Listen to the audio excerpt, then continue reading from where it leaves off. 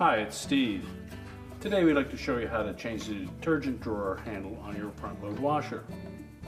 Over time, the plastic on that handle may become brittle, and if you pull it too hard to open it, you may crack the securing tabs on the front of it.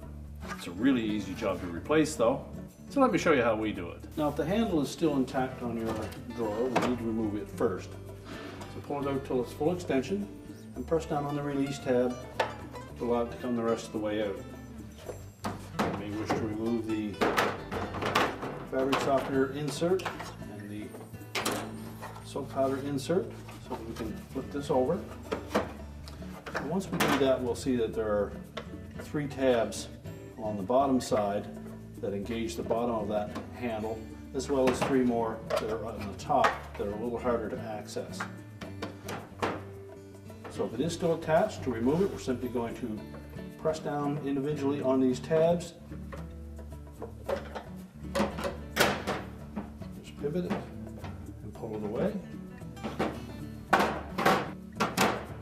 We'll discard the old handle.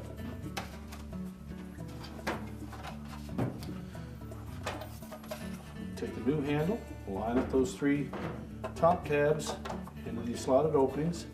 Make sure they're fully inserted all the way across.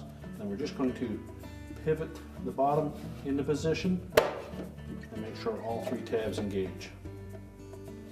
Once we've done that, we can tilt it over, reinsert our fabric softener and bleach dispenser and soap powder divider. Line up the detergent drawer on the tracks and push it firmly into place.